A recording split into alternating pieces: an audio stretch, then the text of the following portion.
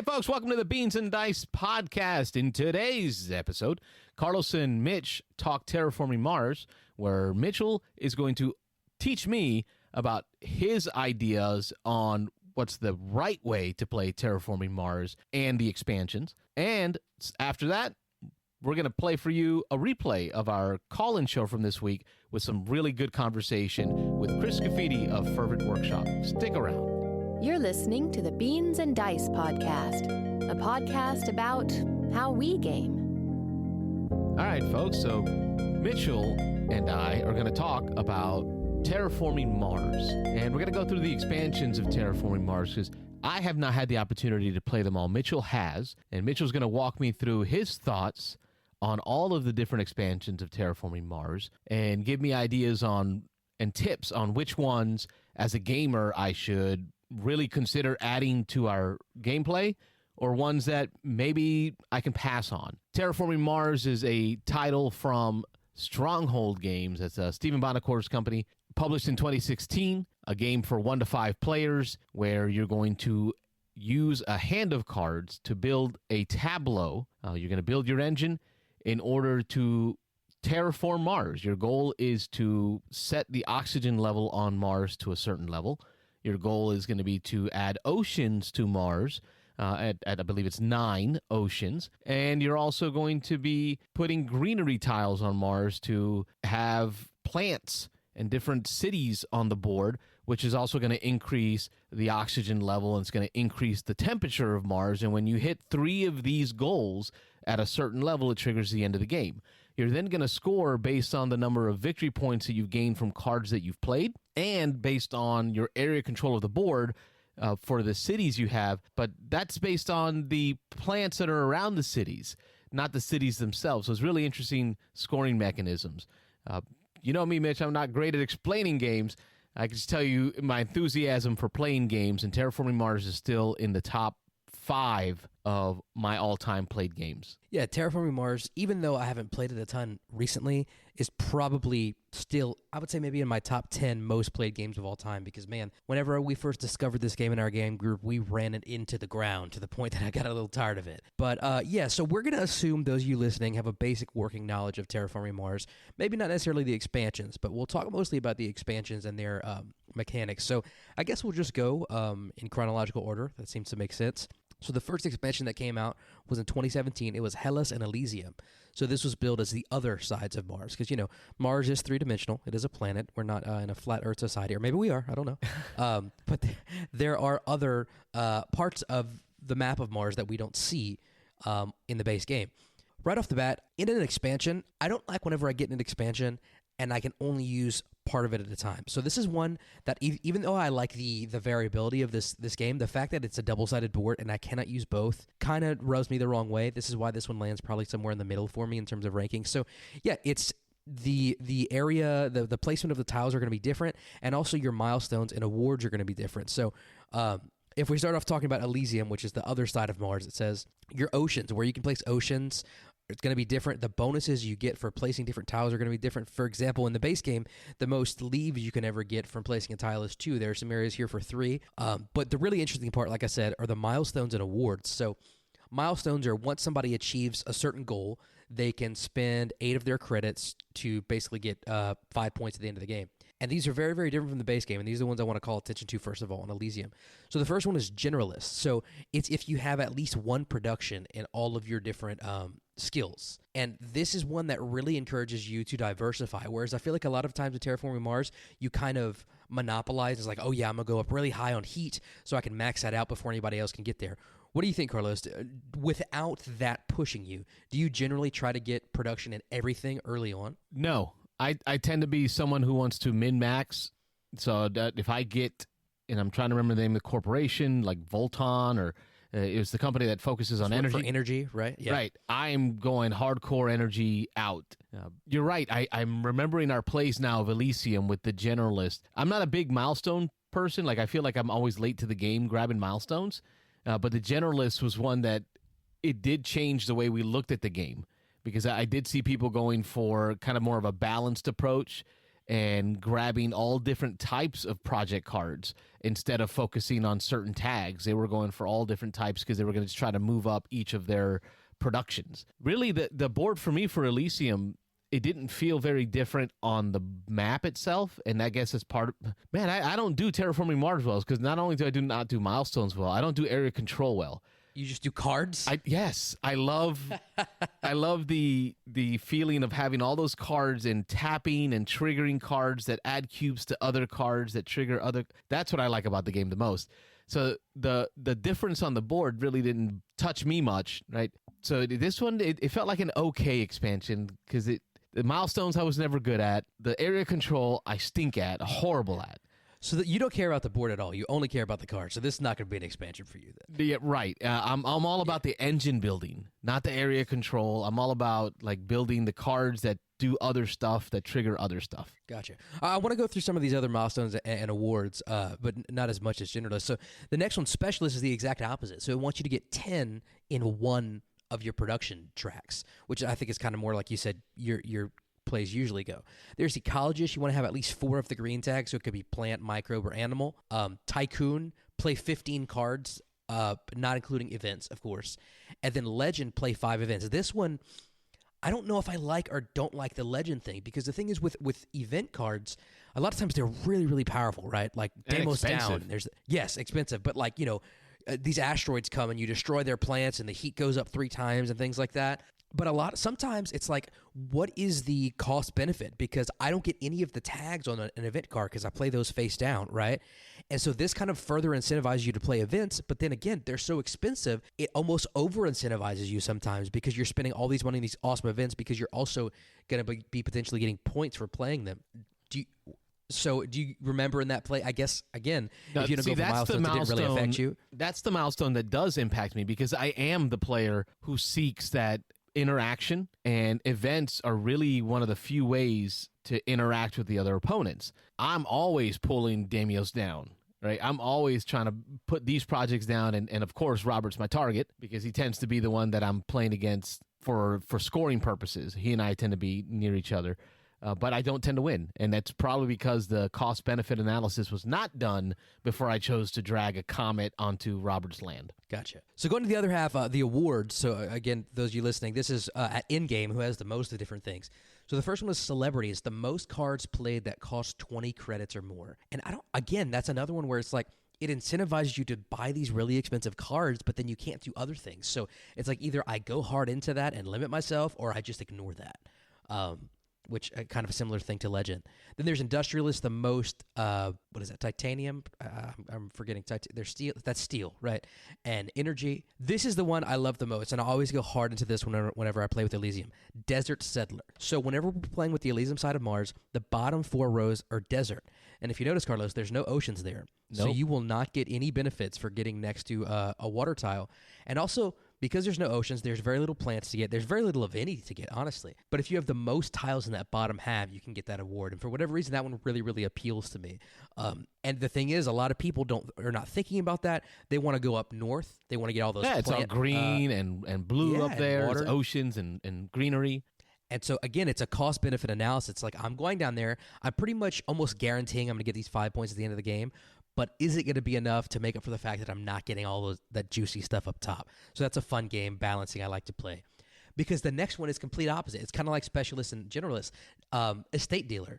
It's how many tiles do you have next to an ocean? So you're terraforming Mars, right? You're probably trying to make money. If people are going to come to Mars eventually and live, they want some beachside property. So it's like, how many tiles can you have next to an ocean tile? And that's all the north side of this map. Right, exactly. And then there's Benefactor, literally just who has the most points gets more points. That one is pointless to me. It's like, just make the leader in more of a lead? That's the terraforming rating. Right, so that's not including in-game points at all. Right, that's just terraforming rating. It's the first thing you score. But what are your thoughts on that, just giving the leader more points? That's win more. I don't even recognize that. That's just win more. Yeah. It's another 5 points. Second place gets 2. Well, I guess it would hurt someone with your strategy if you're just focusing on cards as opposed to someone who's is terraforming the planet. Terraforming, right, and getting points on the board. Which is where I guess you wouldn't like it. I know that we have different play styles in our areas. We will play this for 3+ hours because all we're doing is just engine building, tapping cards, and getting cubes, and nobody's moving the planet along to where we need it to be, right? 100 generations later, and people are still wondering where the greenery is. Whereas in your group, y'all focus real hardcore on moving the end game goals, which is terraforming. The point of the game. That's the name of the game. I'm not ready yet. I'm not ready. I need to build a better engine, and then I'll use that engine to rush the end game. Yeah. Okay, so when we flip the board over, we get to Hellas, the Southern Wild, and this is a really unique board as well. So it is different as well, the worker placement. First of all, with the oceans, there's this big, I guess it's like a big ocean called Hellas Planitia.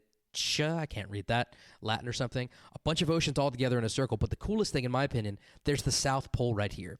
And it's something you don't see in the other boards. So from here, if you terraform, you get heat. So it's like you're melting the ice caps. And if you place on the South Pole, you get to place an ocean, but it costs you money to do that because it's really hard to do that. But that ice is melting, you get an ocean. Mechanically, I love that. I love that if you look at the science and the math in Terraforming Mars, it all makes sense. Like, of course, you get an ocean whenever you get the heat to 0 degrees Celsius because stuff's melting, right? That's the melting point. So again, with both of these maps, me personally, I always feel compelled to go in the southern half because on the other board it's the Desert Settler, and here you get these extra bonuses from the South Pole, which I think is cool. And I'll just run through the milestones and awards real quickly. But before we step forward on that, go ahead. I haven't played this side of the board, but I love the theme of it, the connection to the theme, how it makes it simple to understand the mechanisms. But it's so cool that this side of the board has so many more things that impact the terraforming rate tracks that end the game, right? So by adding the heat, you're and the oceans, you're actually, by adding that ocean tile, you're able to push the end games faster on this side of the board. I could see why this one would be more up your alley. Yeah, for sure. It definitely makes it more replayable, and it's because it's going to change the length of the game. I could see that as definitely. I haven't necessarily connected that before, but that's probably the case whenever we play with this side. Yeah, get more heat, push more, convert more heat to temperature, get that temperature track up, get an ocean tile out. That's more ocean tiles out that you need to end the game. Push the end game. That's the Louisiana style, right? Yes, indeed. So these milestones. So again, there's some that push you to do certain things. So this one is literally called Diversifier, having 8 different types of tags. I usually like getting that one. I don't like, and I guess we're different, I don't like going super hard in a certain way, like, oh, I'm going to go all plant tags or all microbes or whatever, you know? But so that's similar to what we were talking about on the other side. This next one is one I almost never get, Tactician. That is play 5 cards that have requirements on them. I very rarely play cards with requirements because here's my MO whenever I play Terraforming Mars. There are so many options. There are so many cards I can get. And I hate buying a card that I will never use. So literally, if I do not have the requirement for a card, whenever it comes into my hand, I don't buy it. And I know you've talked about before that you get cards and you hoard them and you wait until you can play them, right? So you would probably get this Tactician one way before me, right? And that's the part that I think bothers me or I don't love about these 2 expansions is the missing milestone of hoarding 16 cards, right? And see, I don't mind not having that one because literally I've probably played at least, I'm not exaggerating, 100 games of Terraforming Mars. I don't remember anyone ever getting that one in our group. We just don't do that. That is my milestone. That is that's like, of the milestones, that's the one I go for. That's the one I tend to get. I hoard cards. And then maybe that's why I don't like Arc Nova, because y'all make me go back down to 3-5 cards, you know? I like having a huge hand of cards and then kind of splaying them out in order of how I want to play them and then start really dropping them. So, no, I don't. I diversify, but it's because I just want to hoard a whole bunch of cards to try to create a strategy for how I'm going to play the next few rounds. Right, yeah. So that one would be, you wouldn't get as much benefit from that in this one. Moving along, we got Polar Explorer, which is similar to Desert Settler, but it's only got to be in the bottom 2 tiles that you have at least 3. But this one, they synergize so well together. So if I want to get Polar Explorer, I can get 5 points for having 3 tiles at the bottom. But if I choose the three tiles that give me heat, I'm basically getting 6 heat plus 5 points. Or I could spend $6 to get 4 heat and an ocean. Those 2, if you do those 2 together, are really, really powerful. I like going that route as well. But I guess it's somewhere where people have to recognize the power of that and step in and take some of those tiles from you. Exactly. Yeah, it has to be counterplaying. You got Energizer, which is most energy production. Rim Settler, which is most Jovian tags. I'll talk more about other planets whenever we get to another expansion, but I'm not a big fan of Jupiter and Venus and stuff, and it's like, this is terraforming Mars. Let's focus on Mars, but I won't die on that hill till we get to another expansion. Cultivator, most green tiles. Magnate, most green cards. Space Baron is most space tags. These are at the end game. Eccentric, this is one I don't like. Eccentric is most items on cards. So like microbes and animals and things on cards, because a lot of times those allow you to discard them to do other actions. And so I don't like going for eccentric because it's like I'm not utilizing these items on cards to the fullest potential if I'm hoarding them for the end of the game. What's your thought on that, Carlos? That's the part of the game I love the most, is getting cubes on cards. I like finding the cards that allow you to, like pets. I like the cards that allow you to convert cubes into actions, right? So you can spend them to do stuff.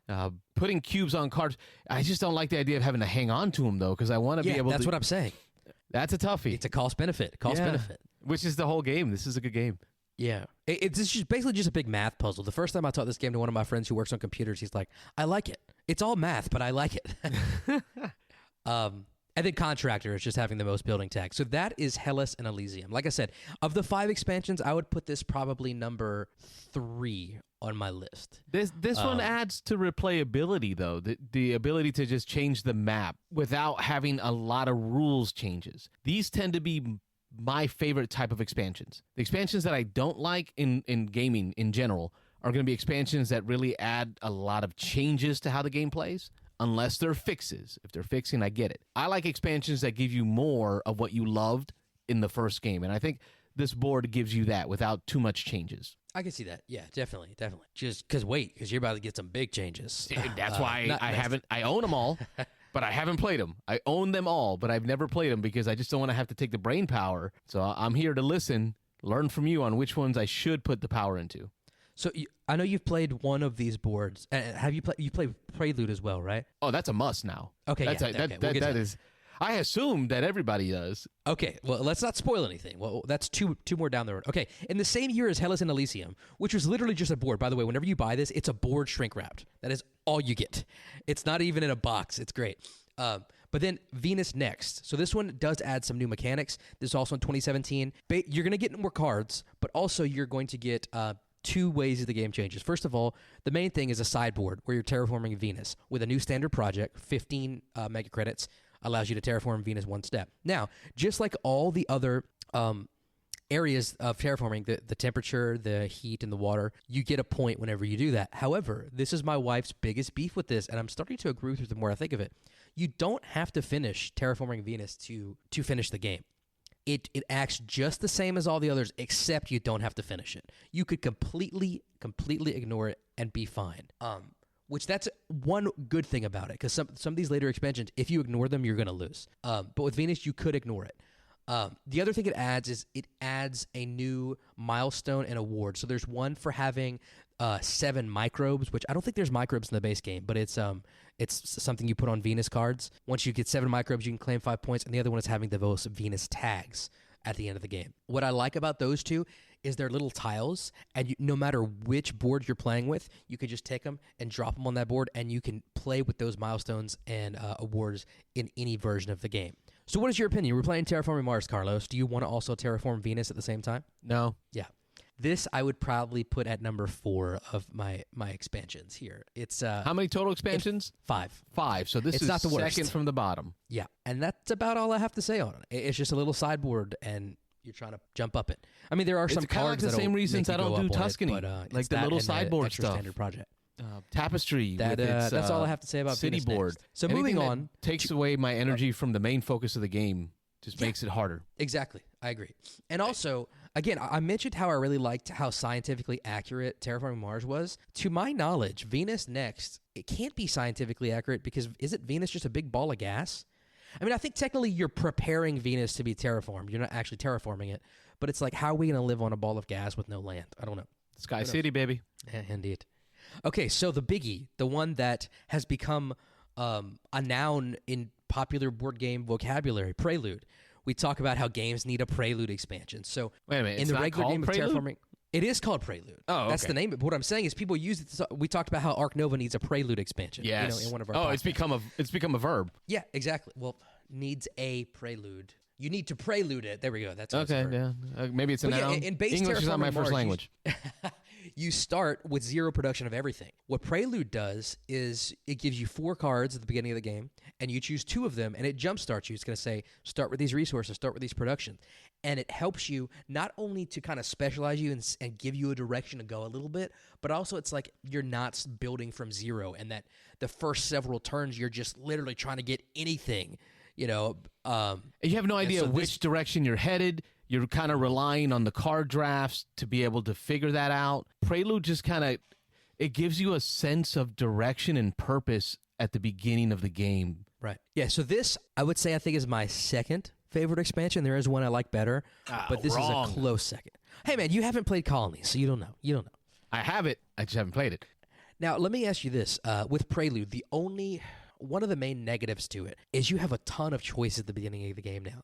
You have to choose 2 of your 4 Prelude cards, 1 of your 2 corporations, and how many of those initial 10 cards you want to keep. Does that not create too many decision points early on, especially for new players who don't know what to expect? Oh, yeah. New gamers, they have no idea what to do with that. Right. But it's still something I think you need to have, because otherwise they're like, oh my gosh, I'm starting from 0 and I have to crawl my way to the top. So you want them to have Prelude, but it's just like the game hasn't even started yet and I have to choose from 16 cards. What's cool, the way we do it, when we're teaching someone the game and we have Prelude involved, Robert and I kind of brainstorm together based on their options, what's the best setup for a new player, because it does give them that sense of direction. I feel like if we jump into Terraforming Mars, and let's say we don't even draft, without drafting, those poor folks, they have no idea what their goal is, the objective, right? Like a sense of direction. With Prelude, we can at least give them and say, hey, okay, your company focuses on greenery, right? Building greenery tiles. Like your goal is going to get plants, make more greenery. That's what you do best. Start with that, and let's see where that goes,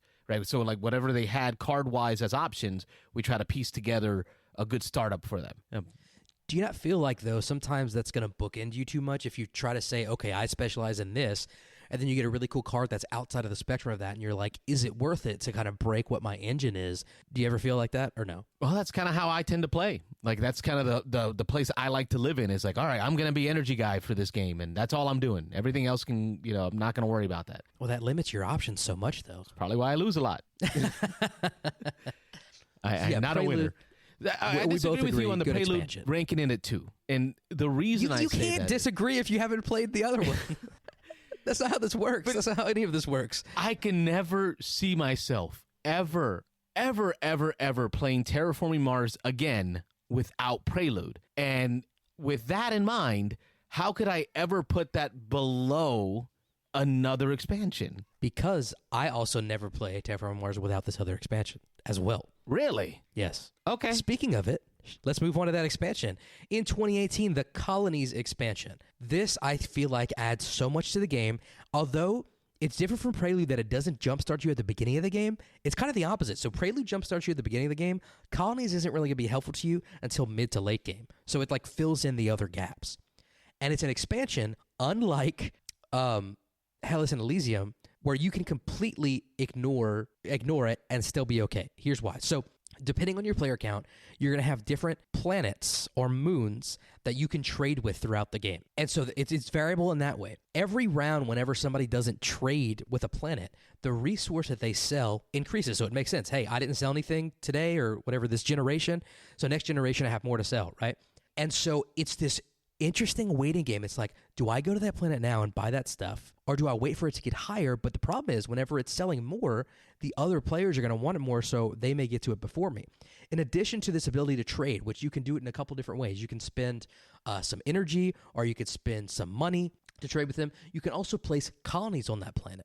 So whenever you place colonies, you get an immediate benefit. Like you kind of get paid for putting a colony there. But every time somebody trades there, you're going to get a little bit of a consolation prize because, hey, they're trading with your colony now. So it's this way to get the resources you need without having to just slog through generations and produce them, but very situationally. But here's the thing. If you don't go there, in my opinion, it's not going to completely end your game. It's very situational. And one thing I like is, like, let's say there's a planet that sells animals. If there are no animals in the game, they're not producing. They're not going to produce until there's a desire. So you're not just going to have this planet making a ton of animals, and then the second somebody puts an animal card down, they get to get all those animals. Right? They right, just, exactly. That would bother me because that would be like a rando win. Right. So what are your thoughts on that brief explanation? What's up with the little shuttles? So that's how you trade. You start off with one. You can go to one planet per generation. There are cards that will give you more of those, and each planet will only trade with one shuttle per generation. The fact that you've put this at the one spot and talked about it as something you will not want to play without is probably the first time I've heard it said that way. And I trust you've introduced me to some games that have really made it to the top of my top 20 list of ever played. So I'm going to have to pull this one down off the shelf and bring it with me to Orlando for next week. Let's do it. We'll play. My colonies is still in shrink. I haven't even unboxed it or anything. So this will be coming with me. I like trading games. Kind of feels almost like Lords of Waterdeep with the ownership of buildings, right? Because you talked about owning the colony, yeah, where maybe you get something when someone uses it, right? So that kind of gives me those feels, and I like those feels because that's a tough decision point. Is do I go somewhere that I know is going to benefit me but might benefit somebody else a little bit? I like the idea of trading. I like the economy aspect of it. So this one's coming with me. And I'm okay if you don't rank this higher than Prelude because they're very close to me.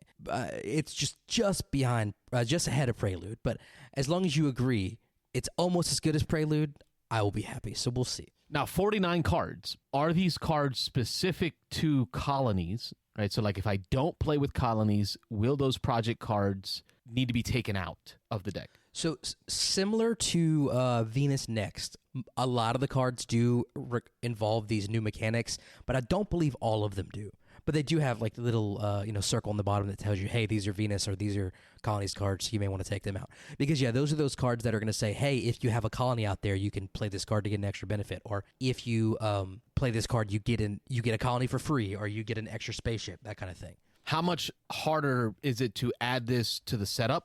Then compared to what? Just standard. The base setup? Yeah, like how much more setup it's very time? simple. I mean, if those cards are already in your deck, which they always stay on my deck, all you have to do is flip out a number of planets equal to, I think it's like players plus 2.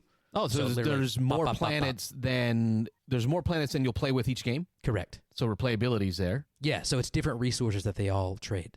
Okay. And then what about rules-wise when I'm introducing it now? Because, my problem is I tend to never play the same game, or I always tend to play a game with someone who's never played it before. Are they okay to stay away from it and they might still have a chance? Or do I have to really give them the hardcore rules breakdown? Yeah, I have played games where people completely ignored colonies and they did fine. Okay. And the rules for colonies is not that hard. It's like, here's how you send your spaceship there. Here's how you get a colony there. That's the only two things you need to do. Spin this to do this, or spin this to do that. All right, let's do it.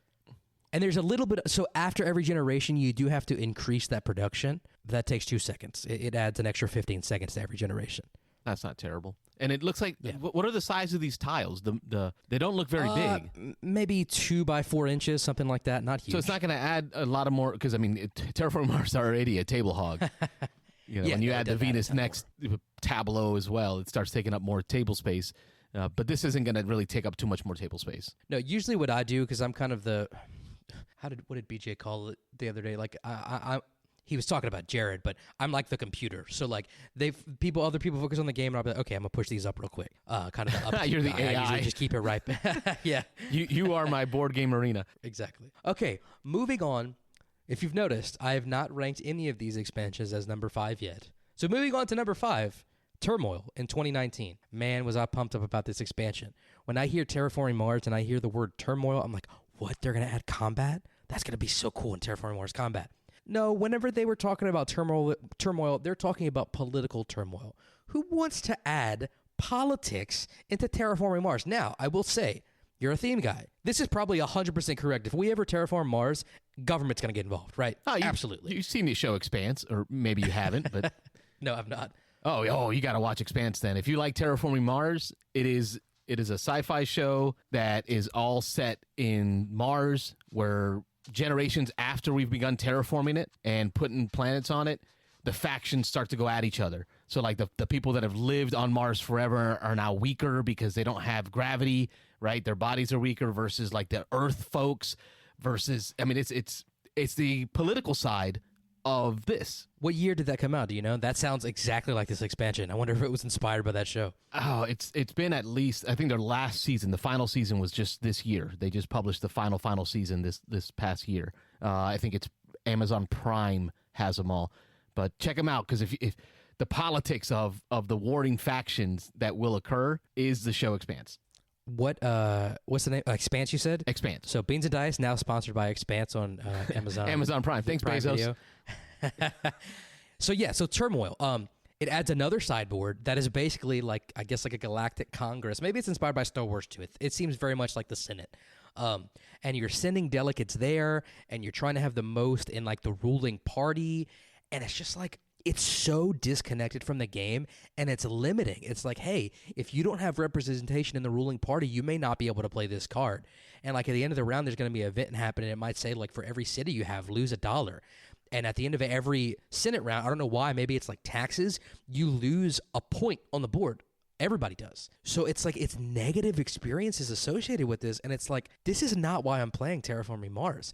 I feel like this jumped the shark, and I feel like it explains why, like immediately after that, like, you know what? Let's go the other direction. Let's make Ares Expedition to make this game simpler instead of adding this. Like literally the whole back of the rulebook is like explaining the order to do everything now that they added this in, because it completely adds so much upkeep and just all kind of stuff that you don't want to have to deal with. That feels like one of my favorite games, Twilight Imperium 4th I Edition. knew you'd say that. Yeah. Twilight Imperium 4th Edition, at a certain point, when someone takes the center of the board, Mechatol Rex, it triggers the political phase. From now on, at the end of every round, you got to do the political phase. And it is a pain in the butt. And it tends to be negative stuff. I mean, you throw politics into anything and everything gets worse. Right? There's laws, there's restrictions, there's everybody loses something. Right? And it doesn't make it fun. It tries to add this social interaction where we have to work together to make decisions. But it's almost like as if you added like a little bit of diplomacy into the game diplomacy, where people just get mad at each other because, you know, you see people pair up together to try to go against you because you're maybe ahead. So you get that munchkin, like they all jump together to pull you down. Bully the one person. And if that's what Turmoil is trying to mimic, right, like a TI4 political phase, I'm fine without it. I will that one. The only reason I unshrunk that game is because it had the 2D or the 2-layer boards. Mm-hmm. I don't know if your copy came with the 2-layer player boards. I think it did, yeah. But I mean, a long time ago, I bought the broken token. As did I. No, it's not good to say broken token now, but because I needed them. Just having a piece of paper and that's tracking all your production. No, one bump and we got to restart the game. Oh, and I tried all kinds of stuff to fix that. Like I sprayed my player mats with clear rubber in hopes that it would like hold the cubes better. It was like, nope. So that next year at Dice Tower, I went and bought the broken token as well. But I like that colored double layer board. It's a very pretty board. Yeah, it's nice. But outside of that, Turmoil, back on the shelf, never to be seen again. And at this point, probably never come out. Yeah, I mean, it adds a level of. I mean, I know Terraforming Mars has some take that, and there's some hate drafting. But it brings it to the next level. If I want to play a game like TI, I'll go play that. Like, I don't need you adding those kind of mechanics into Terraforming Mars. It's already got enough going for it. It would be better if you want to add interaction into a game, that you add maybe shared goals or objectives or things that multiple players have to do together where they can then share the resources gained from it. Right? So it's more of a positive experience where it's like, all right, if we both provide X's to get Y, we can share the Y's, right? The resources that we got from it. So that's kind of like a positive cool. You should experience. pitch this to the Fricks brothers, man. See if they agree with that. Versus doing things that just pull somebody down, right? Because that just makes negative experience. Yeah. I heard at some point that they were considering a legacy version of Terraforming Mars, but lately I've only ever heard about Ares Expedition, and they have an expansion coming out for that now. So I think this was mentioned on the call-in show. It sounds like they're going to focus more on Ares Expedition now than the original game, which maybe a clean slate is what they're going for. It makes me a little sad because I was looking forward to a legacy version, but I don't know. We'll see what else is in the future. I mean, they were pumping out expansions. It looks like 2 a year until Turmoil. They're like, maybe that was their decision to stop after Turmoil maybe got some backlash. But there's been nothing since 2019 now, so who knows? Yeah, because we've been waiting for the redo with like new art and stuff, and that just has never happened. They're always going to have the textbook art, I think. And then we got that big box, that beautiful 3D big box. I think William has it with all the 3D terrain, which I haven't even had a chance to play with. I wonder how does it really amp up the experience of the game having the three-dimensional pieces? I'm sure it does. I regretted that I missed that. It was on Kickstarter, I think. I'm regretting I missed it because, so I have all the expansions. My Terraforming Mars box was very heavy, and it had all the broken token. And so it had a little bit of a lift. And like I said, we played this game into the ground. I would bring it to my friends' houses. And one time it just got knocked over out of the car, and it just exploded. And so literally, this is blasphemous. It's being carried around right now in an Amazon box because my box exploded. So I really need the big box, but it's got a high price tag on it for a box, so I haven't gotten it yet. It's a solid game. I don't know how I would feel. You know, Mitch, with my laser cutting stuff, let's see about making a chest to replace that. I just made a chest for Diego to replace his Project L box because it got exploded. Let's see about making a Terraforming Mars chest for you to fix that, because that's just blasphemous. I'm fine with it. The only negative about it is that when it's sitting on my shelf, if people don't know what it is, even I think I wrote on the side like Terraforming Mars, but if people don't know what it is, it's like it doesn't get to the table as much because they're like, ooh, let me look at all these flashy boxes and not ask what's in this Amazon box, you know. But I really don't care.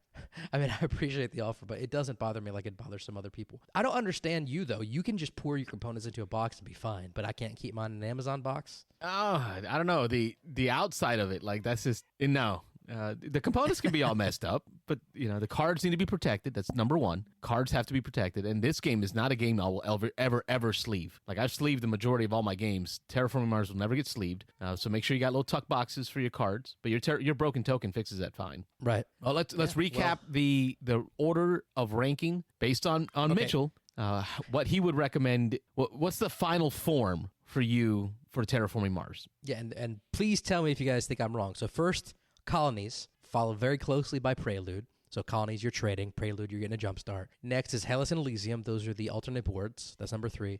Number 4 is Venus Next, the sideboard where for some reason instead of Terraforming Mars, you're terraforming Venus. And finally, number 5 is Turmoil, where for some reason they thought adding the government in would help, and it didn't. And if we played it in its final form, it would look like Colonies with Prelude on which board? Probably Hellas, because I like Desert Settler and taking up that bottom of the board with little resources and pretty much getting a free 5 points because nobody wants to go down there. There you go. There's the answer, folks. So if you're going to go play Terraforming Mars and you have all the expansions, the Beans and Dice sponsored way to say it, or play it, would be Colonies, Prelude on the Hellas board. Yeah, and I wouldn't mind throwing in Venus Next, but I would definitely not throw in Turmoil. I don't think I wanted the Venus Next. My brain, it can only do so much, and there's already so many decision points in this game. Yeah. So I'm looking forward next week, by the way. So this will be dropped today's Saturday, but this is dropping tomorrow on Sunday.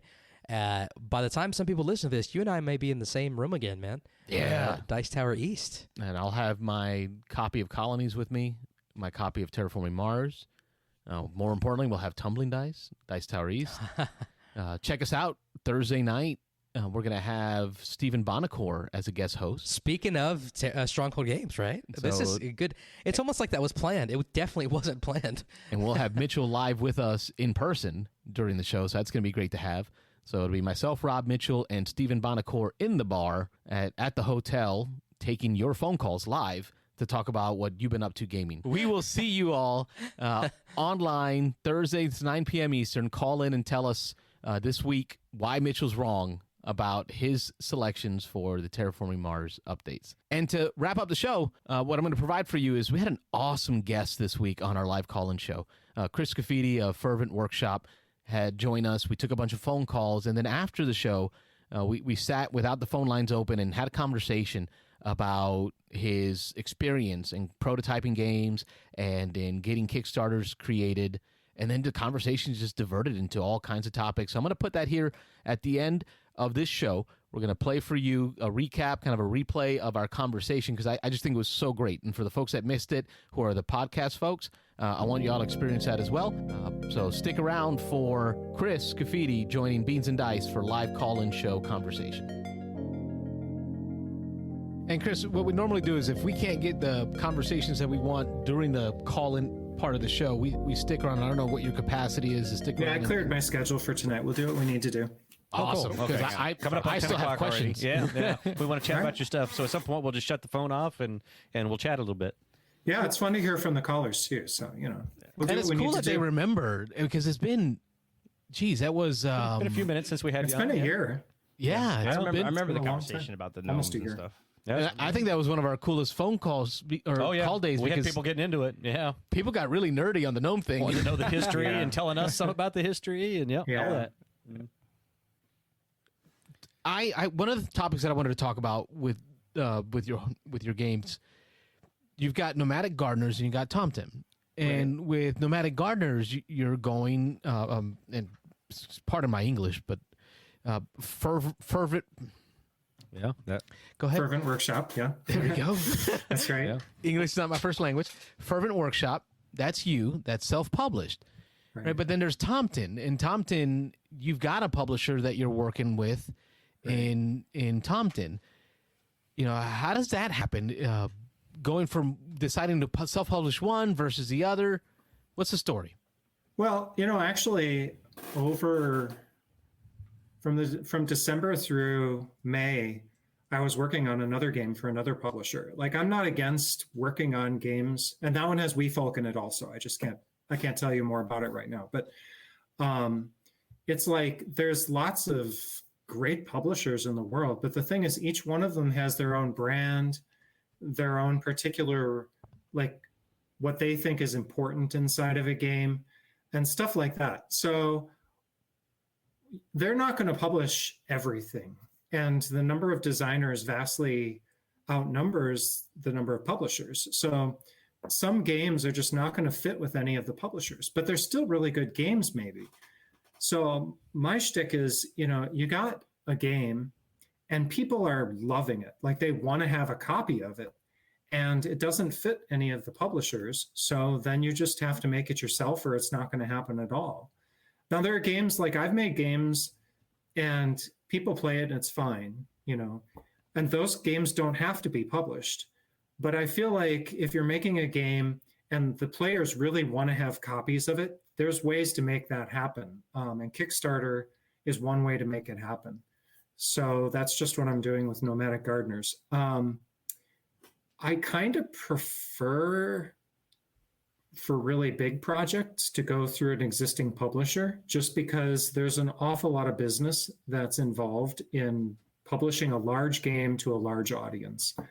But Nomadic Gardeners is a small game, and I may only sell 1,000 copies in my whole life. So there's a small amount of business associated with that. It's not zero. Certainly there's stuff to do, but it's not on the same scale as a lot of other games that are out there.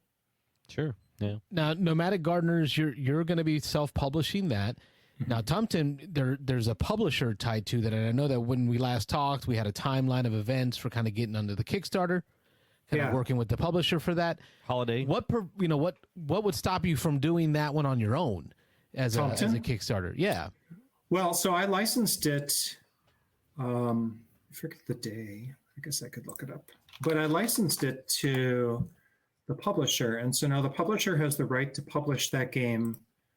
Let's see, I licensed it to him on the 2nd of March in 2021. So he has to sell a certain number of copies within 3 years, or the license just reverts to me. And so in 2024, if he hasn't used the license to publish it, then I could do it.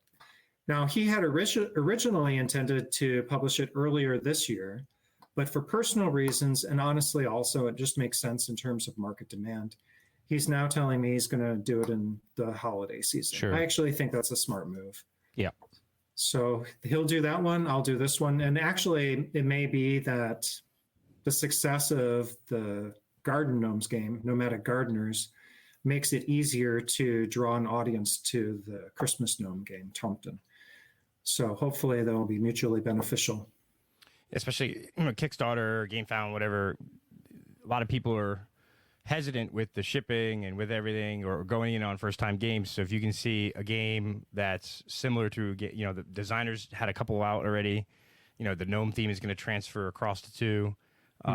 If it's successful, Yeah, that can only help. My thing on Kickstarter now is I'm looking for ones that I know are going to be fairly successful and one, are going to deliver. And two, I think that's the most important piece. Yeah, most important piece is track record of delivery. Sure. And then enjoyment and play of the game. Yeah. So you can see, you have a prototype on your table. I'm making updates to the art to give it brighter colors and stuff. But literally, with that particular copy you have there, I went to a company called boardgamesmaker.com. I uploaded my files and whoosh, I got my copies back. And literally, they got me my copies in less than a month. So with the Kickstarter, I'll probably go through the Game Crafter, and their delivery is a little more variable. I think it'll be here by early 2023. People will be getting their copies. Now, what you're showing on the screen right there is my draft. It is a draft of the game box, which we would have a cardboard box. Yours is plastic, but the one that we would get through the Game Crafter is cardboard. And I think I like that a little better because that plastic box from Board Game Maker has a habit of popping open. Yeah, I've noticed that. And I didn't like that. So we're going to go with the cardboard box instead. I know it's not as durable, but if we hit our stretch goals, we'll get a nice tin box from Board Game Maker. And that actually snaps closed and stays closed. Oh, nice. Now, this guy, I have to give a disclaimer. You're showing a box which lists the contents of 36 cards, yada, yada, yada. That's if we hit the first couple stretch goals. So the box that's sitting on your table right there has 18 cards. It has just the gnomes, and there's like a tracking sheet for when you acquire animals who help your gnomes. But if we hit our stretch goals, you're going to have 36 cards, including animal cards. So there's I've done all the art for these obscenely cute animals who help you out in the farm. And there's a whole bunch of other stuff. And I'm planning a few surprises and a few stretch goals that are really fun. I can't wait to show it. But anyway, look excited. We'll get to it when the time comes. Yeah. When I first got this copy, I thought it was a final production copy. I didn't realize that this was almost a prototype. Say again, who produced this for you? So that copy you have on your desk is from a company called Board Games Maker. They're a little bit more expensive than the Game Crafter, but in my opinion, they're faster in terms of getting product onto your table. So that's who I went with for the first round of copies that I sent out to reviewers and previewers and to you guys, etc. The wooden bits as well, all from the same provider? So those wooden bits are bits that I had. Those are from the Game Crafter. So I bought the pack from Board Games Maker and I put those bits in myself. Okay. Board Games Maker, if we do the fulfillment through them, they're plastic rather than wood. But if we do it through the Game Crafter, I can get wood bits. So we'll see. It kind of depends. Actually, players are telling me that they really like these. So again, if we hit the stretch goal, we'll have little personal scoring trackers. In fact, I may have one here. Let me just grab this. Yeah, I know. My reaching over like that just lost us 6 viewers, right? But anyway, so this guy, I'm going to send this to the Game Crafter to get this prototype printed for me, but it's like a little slider, and they got nice sliders at the Game Crafter, and people are telling me they like this better than what you have on your table, which is where you move the little wooden tokens. So I would concur because of the places that I tend to play my small box games. Mobile games, little mini games. Are more mobile. I'm at the bar. I'm at the restaurant. Slide doesn't move. And you bump it, it's not going to around. get... Yeah, exactly. Yeah. And besides, this kind of thing, like the animal cards, I'll show you one of the animal cards. If I can find one. Here we go. This guy is Squash. Actually, why don't I just share my screen? And you'll be able to see it much more clearly. Yeah, even Mitchell agrees the slider is better than a token. Yep. Draft animals here. Can you see this? Yes, we can. All right, so I'm going to brighten up these colors a little bit, but you can see these are the animal cards. And I just think collecting animal cards is more fun than moving cubes around. That's just me. So that's that. And they have their own puns too. I don't know if you know this about gnomes, but they're really into wordplay. They're into all kinds of play. And so they kind of have an excessive appreciation for puns. So if you don't like puns, just ignore the flavor text, but the flavor text does integrate with the mechanics of each card. If you That's easy for Robert. Yeah. I know. He doesn't do theme. Not so much on the theme. No. Give me good mechanics. All right, so you're giving the folks at home that are watching some good ideas on how to, what it looks like to produce a hard copy of a game that doesn't look like a print and play. Yeah. This looks like a final copy. Right. What would be different in the Kickstarter version? So like component wise, would it change in quality, or what would we see different? Well, the base version is exactly what you have there. If we get at least 30 copies sold, which I think will definitely happen, then we'll swap out the score tracker and put in the animal cards and the personal scoring sliders. So when we go to 36 cards, it's not because there's more cards in the game, it's because the cards are used for tracking? Yes. And that makes me happy. I'll also be able to include 2 additional animals, but mostly it's mostly just because we have the material at that price point to spend on additional cards rather than little bits. And then at 100 copies, I think it is, we're going to go, well, let me just bring it up here so I don't tell you something that's not true. So at 100 copies, we've got a scenario booklet. So every month of the growing season, there will be like little rules that apply only in that game. So you can play through the 7 months of the growing season. Because I live in Oregon, we have a really nice long growing season, okay? So you have 7 months, and each one of those, then you play it, and then whoever gets the most months is the winner of that season. So we'll have a booklet of scenarios, and those are all written. I need to play test probably another couple of weeks to make sure they're well balanced. And then if we get 100 backers at any level, I also have backstories for every animal. Those are all drafted already, and we're just doing minor wording and grammatical because they have jokes inside of them, and I want to get the punchlines just right. And so the backstories are like extended flavor text for everybody except Robert. And you know how that is. Yeah. And I got other stretch goals too, but I feel like I'm taking all the oxygen. What do you guys want to talk about? So, when you play test a game, 18-card game, or just any game in general, how do you play test it? Are you keeping statistics or like some math, sort of? Oh, says the Excel guy, because he's ready to offer you an Excel spreadsheet.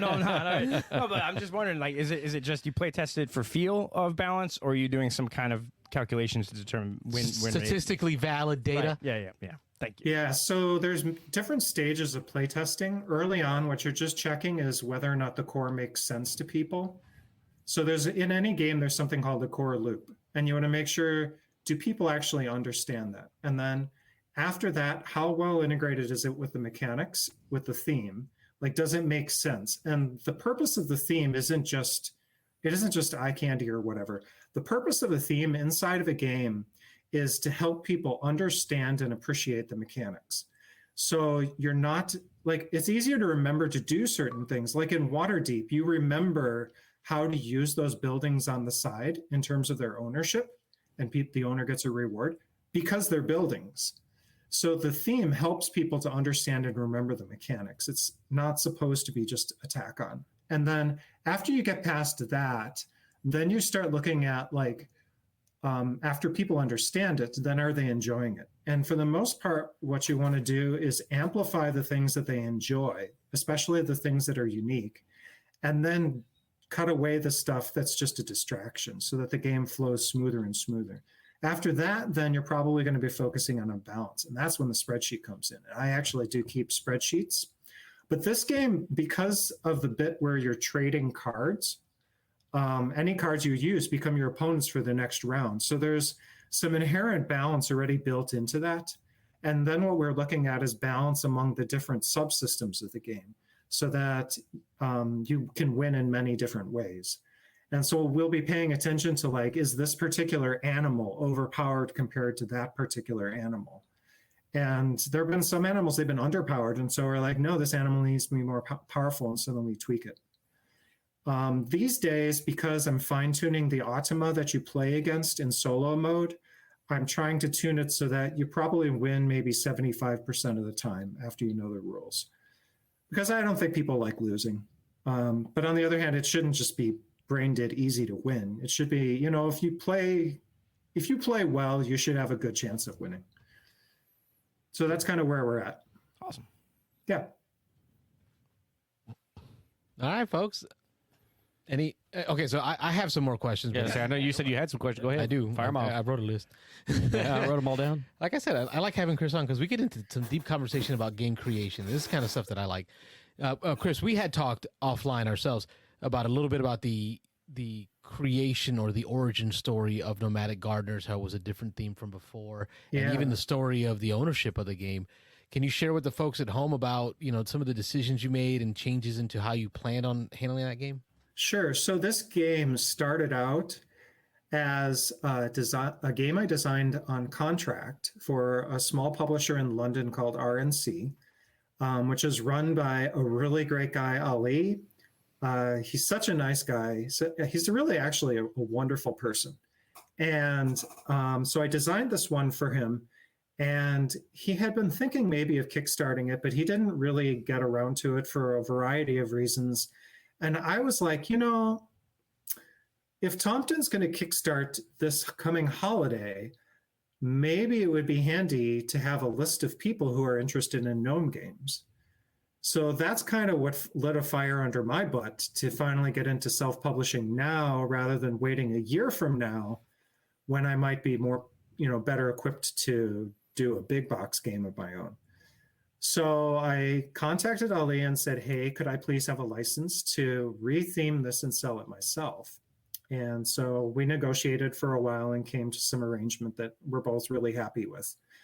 And so then I have, you know, a written contract to give me the ability to retheme it. And then what I did with it was expanded it, did a lot more play testing, so made some balance changes, added on the 2 additional animals I mentioned for the stretch goal, wrote the booklet, redid a bunch of stuff about the Automa. The core is still the same, but the balance is a lot better. Did all the art. So what is this world game of designing games under license? I'm not familiar with that. That's a thing? All games are designed under license. And the reason for that is because games are intellectual property. So if somebody designs a game and then publish it themselves, they don't have to license it to anybody else, but the intellectual property rights still exist. And that's why you can't just go to the store, grab a game off the shelf, regardless of whether it was self-published or not, and photocopy it and start selling those photocopies to other people, because the copyright is the right to copy it and sell it and stuff, make derivatives, any of that stuff. So most of what designers do is they design games for publishers who then buy the rights to do X, Y, or Z.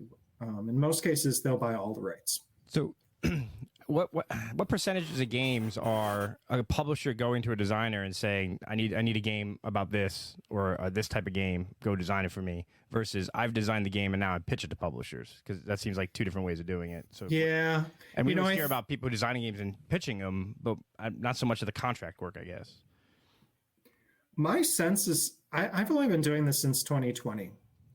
So I can only tell you what I've heard and digested myself. My sense is that there used to be a thriving industry where designers would design games and shop around, find a publisher that's a good fit, maybe meet that publisher at a conference or send an email, and then they would get heard and maybe they would get published, maybe they wouldn't. But after a while, eventually the good games would find a home. My sense is that that has really changed. And a lot of publishers, after they become successful, stop accepting submissions. So if you're ever curious, go to your favorite publisher sometime, maybe your favorite 3 publishers. Search around on their website for something that says contact and see what they say about whether or not they're accepting submissions. I dare say that 2 out of 3 or maybe 3 out of 3 won't be accepting submissions. And those that do accept submissions, what that really means is you may make a submission to them, but they're not going to accept the game unless it totally blows them away. I mean, it has to be one of the greatest things they've ever seen, which may not actually mean that it's a good business decision to publish it or not. I mean, whether or not a game is great and whether or not it sells are only somewhat related. They're not the same thing. So as a result, I have the sense that a lot of people try to sell their games to publishers. Eventually, they go into self-publishing because it may be the only way that they can make their games real. And then they, in turn, become a publisher who doesn't accept submissions from others. Now, that's everything I just said is cynical and oversimplified, but I'm talking about the general arc of the industry. And so what I said, I think probably is going to be more true 5 years from now than it is now. And it's more true now than it was 5 years ago. Right. Yeah, that makes some sense, especially given the margins and given you have to hit on games because there's 7,000 games coming out and it gets flushed quick if it's not, so people taking risk, they want a specific game, and you've seen publishers get more. They have a style of game. So like right. Pandasaurus has a style of game. Jamie has a style. So they're not necessarily going to look for, unless you're designing a game and go, this is the perfect game for, Pandasaurus because it fits their style. More than likely, they're going to be looking for people to design games in their style. Right. Exactly. Yeah.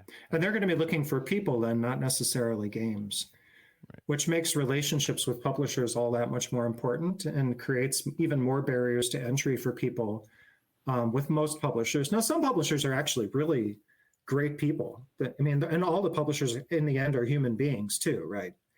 And they face, like you said, a competition of 6,999 other games. So, and at the same time, they're deluged with submissions from designers, even the ones who are not open for submissions, they probably still receive hundreds of submissions a year, even though they specifically said, please don't. So, you got to have some sympathy for the publishers, even if you're a designer. I think we have sympathy for the whole industry over the last 2 years. It's been a crazy world. Yeah. No, this is a great conversation. You mentioned Jamie a couple of years ago. He had a video blog where he was talking about if I could only make, I think he said 7 games in a lifetime, what would they be? And he was really trying to get across a message that what we need are perhaps really, really great games that we put a lot of energy into, and we don't just publish games for the sake of publishing games. Yeah, well, that goes along certainly with his 10-game plan, which we talked about not too long ago. Yeah, his was 10 for himself, at least personally. He said he fully intends to stop designing games once he hits his 10th big game, and he said he started out that way. That was his rule from day one, and he has no intention of changing. He said, now, if I do 10 and I have an 11th great idea that I think is just going to blow the world away, set the gaming world on fire, he goes, I'll do an 11th one. But he said his plan is 10, and he's done. So I think even pre-pandemic, but we've definitely heard in the last few years publishers saying that they're going to they're not going to do as many games. They're going to do, like the Fantasy Flight, they do the 1 game a year, and there's several other publishers are saying that now, that we're only going to do 2 games a year or 3 games a year. And Jesse from Quackalope, he got himself into a little bit of hot water with his thumbnail on one of his recent videos, which is, we don't need your mediocre games. And it's like, the idea behind it is similar to what Chris is talking about, which is really focus on making a great game instead of just putting out games for the sake of putting out games. Sure.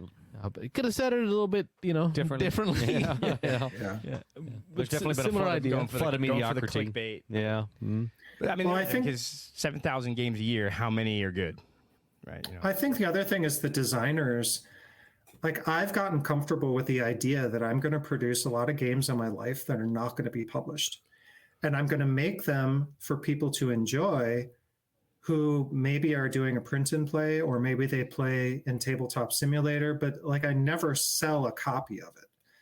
And somehow we've gone down this path where a lot of people who are doing design get the idea that unless, like, the only reasonable asymptote is to become a professional designer. And that's not true. There are a lot of people who have gone through their whole lives designing games and never sold any of them. And those people can still be great successes. You know, they have friend groups, they make games for one another, they make their games, they take them to Unpub or other places. And, you know, like, they have a really good time, and people have more fun in their lives and think new kinds of thoughts and have new kinds of experiences because of those games' existence. But they're not commercially profitable. You know, so there's lots of ways to be a successful designer besides selling large and that numbers. message too, it goes out to the content creators out there. For y'all content creators, kind of like me, you know, I was just talking to Rob earlier today about this. Like, you know, we only have 480 something subscribers, right? And I remember when I started this, I was like, oh man, we're nobodies.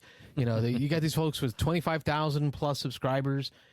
But you know what? I feel like we've succeeded because we're having some really meaningful conversations. Yeah, we're having fun with some really cool people all over the world. Yeah. Right. You know, I think about tonight alone. We had 2 designers on the show. You know, one called in, one was scheduled. I think that you don't have to be, you don't have to, I don't know the word you use. I didn't understand it. It was too big for me. That idea of making it doesn't look the same for everybody. Well, I think if you took the top 25 game designers by reputation or by number of games produced or just best top BGG top 200 games, how many of them are actually full-time designers? Probably not. Probably less than half of them are full-time. That's all they do for a living. I mean, but the one guy's a principal in Germany.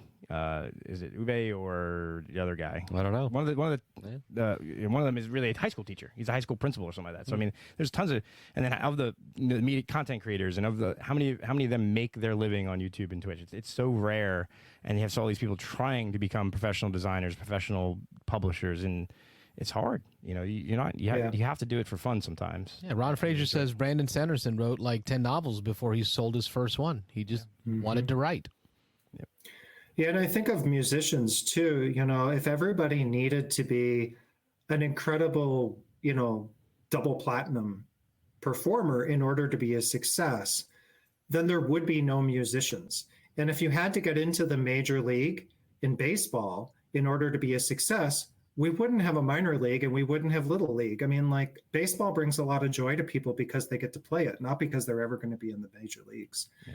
I don't personally think I'm ever going to be in the major leagues. I expect I'll have a couple hits. But the important thing is I'm going to have fun bringing enjoyment to other people's lives. And that's in the end what's going to be most satisfying. You know, like when we get really old someday and we're looking back on our lives, it isn't going to be about how many copies of X, Y, or Z we sold. It's going to be about those wonderful memories that we created with other people. Yeah, like that, you know, hanging out with the Beans and Dice crew, meeting people from all over the country, all the way out to Oregon. Yeah. You know, these moments that Robert and I have had. A little community we've put together here just locally as well. It blows my mind. You would have told us this 5 years ago. Yeah. And we started just, again, we told the story over and over. We just started because we liked hanging out after game day. You know, we'd have our monthly game meet up and we'd have 5 or 6 of us that would just hang out in the parking lot and we would just talk about, hey, you know, this, that, the other. I heard this is going to happen. This is an expansion coming out. You hear about that? So Carlos, you know, one day said, hey, let's just do that online. Let's let people call in. Let's just see. Maybe nobody will be interested. Maybe we'll just crash and burn, but at least we'll have fun. We're doing what we enjoy anyway. We're talking about board games, talking about what we're doing, talking about having fun. You know, if we become a success, that's cool. If not, you know, we're not quitting our jobs to do this or anything. So yeah, it's just fun. So yeah. Yeah, I spend most of my time doing game design, but I'm never going to be rich doing game design, and you just got to be okay with that. I think the other thing is people sometimes focus on the extrinsic rewards of their work. And by work, I don't mean just paid work. I mean work in general, stuff that makes you stress out in order to accomplish a goal. And work has a lot of intrinsic rewards. Work is a blessing from God. It's given to us for its own intrinsic benefits. It makes us better people. It gives us experiences we wouldn't otherwise have. And most of all, it gives us a chance to improve other people's lives. So if you're not taking delight in the work of being a game designer, regardless of whether it's ever commercially successful, then maybe you're doing the wrong thing. Maybe you need to be doing something that is more meaningful work to you.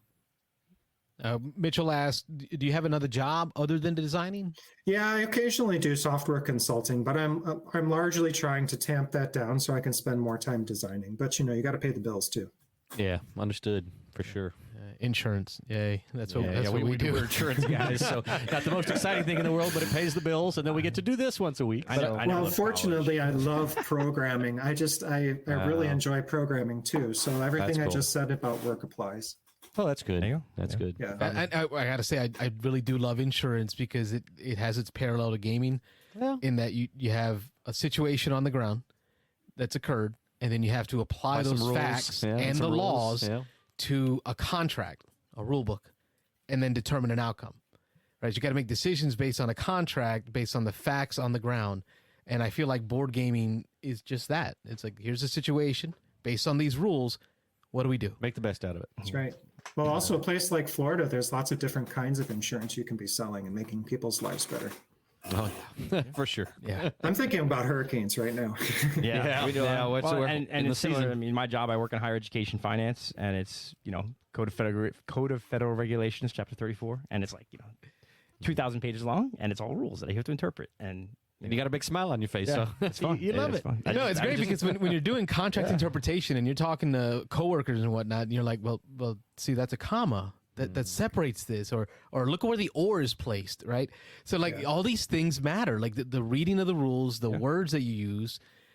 It matters. The indentations, it matters. Yeah. And to me, it just applies to what I love about gaming, allows me to do a little bit of that in work. Yeah. Oh, yeah. I found that playing games has enhanced my abilities outside of playing. Oh, yeah. The first example I have for you is that I have never been great at arithmetic, but I was particularly bad at doing arithmetic in my head until I played Axis and Allies. And I actually had to add up a whole bunch of stuff and, multiplying this and that. That was a long time ago. Okay, I don't play Axis and Allies anymore. Don't haze me. But at the time, it was really good. And there's other games. All of Stonemeyer's catalog, if you want to play well, you have to be able to plan multiple turns in advance. So those games have added immensely to my ability to plan ahead. Yeah, and actually, I'm going to comment, and I'm going to contradict a little bit what Mitchell. I'm not going to, but Mitchell just posted up here. Board games definitely develop transferable skills.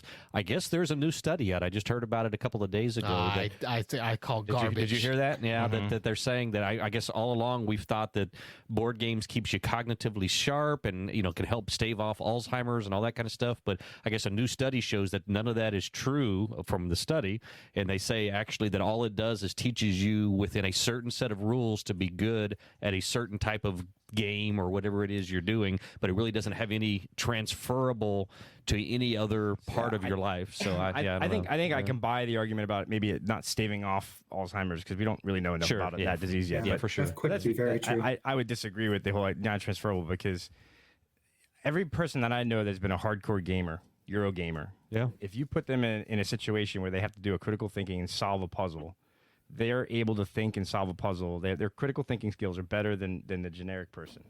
Or are we correlating? No, right? Are we saying that people who are already good at these skills tend to go to board games? Yeah, that could be it also. No, because, and I'll say this, that could be part of it. Over the years, I've introduced some of my coworkers to games, right? Yeah. And I've seen them get better at solving problems. I have too. That's why I can't say it's a correlation as much. I think some of it is correlation. I think in general, gamers... I think it's practice. Practicing critical thinking. Practicing, like you said, strategic planning. So, but even if you weren't doing gaming, if you were doing crossword puzzles, if you were doing something that's causing you to have to solve situations, work out some kind of problem. Yeah. So I used to be a scientist. I used to be a computer science researcher. I was a professor before I became a game designer. And so I did lots of studies where we tried to tease out causation and versus correlation versus causation. And honestly, I think one thing that the academic studies can't really properly deal with is these virtuous and vicious cycles. The things are mutually causative and correlational. So you can have somebody who gains a certain skill, let's say it's board gaming, and transfers it to another area. Now they may actually be a better thinker, and that then may drive them to become someone who plays even more video board games, and then that may help them develop further, and then they may go more. So it's, I don't know. They do these studies where they try to do a random assignment, but you don't necessarily look then at what happens to somebody's development as a person over the succeeding decades. That's a very hard research study to do. Yeah, that would be a long-term study for sure. Study. Yeah. And I think I said it right at the beginning of the show, is why I'm so glad to have Chris on, because our conversations get very deep cerebral, and I love it. So we will not make this the last time we do this. I think Ron Fraser pops in. It's a late one tonight. Yes, it is. Yeah, we're running a little late. I love it. I love it. Good stuff, though. I could do it all night. But on that note, Chris, let the folks know at home where they can find out more about what you have coming up. Okay. The easiest way to get there is to go to clubgnome.com. Club Gnome. It sounds so... Club Gnome. Yeah. Sounds like the place on the corner, Club Gnome. I'd be afraid to oh, yeah. Don't want to mistype that? Or it's here in Tampa, we got Caliente, oh, yeah. It's like you're afraid to be like, what is Club Gnome? The all-new Gnomish colony. Yeah. Gnomish colony. That'll take you to a corner of my website, and if you explore in the website, you'll find Nomadic Gardeners, you'll find the other stuff I'm working on, and you'll also find the link to the Kickstarter. Please, if you're interested, go to that Kickstarter and register, just follow the Kickstarter, because that will allow you to know the moment that the Kickstarter goes live. And probably I'll hold off. I think I'm going to hold off until August to launch the Kickstarter, because I want to see more followers. I don't want to hit the launch button there and only 3 people are watching, and so then we don't even succeed in making a minimum order. Then that's not good for anybody. So right. I think we'll do this in August. So if you want to see that happen, go ahead and just follow, and then hopefully we will be successful and everybody can have a copy.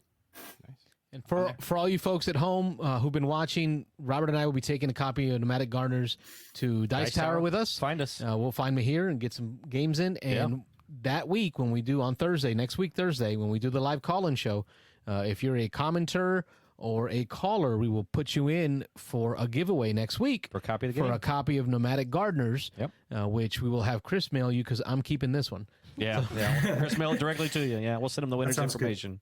Cool. All right. Well, that's our guest host, Chris Scaffidi of Fervent Fervent Workshop. I'm Carlos. I'm Rob. I'm Wayne. And we are a podcast about how we game. I want to thank you for watching, and as Rob always bugs me about, because he always says I always say, but I want to wish y'all a good night. Good night. Even though it may not be night where you are, but good night. It's night where we are. Thanks for joining us, Chris. This was been a more good conversation. We'll do this again for sure. My pleasure. Thank you so much for having me. Fun as always. Yes, thanks. Good night, everybody. Good night, everybody. Good night. Thanks for watching the Beans and Dice podcast. Don't forget to like and subscribe.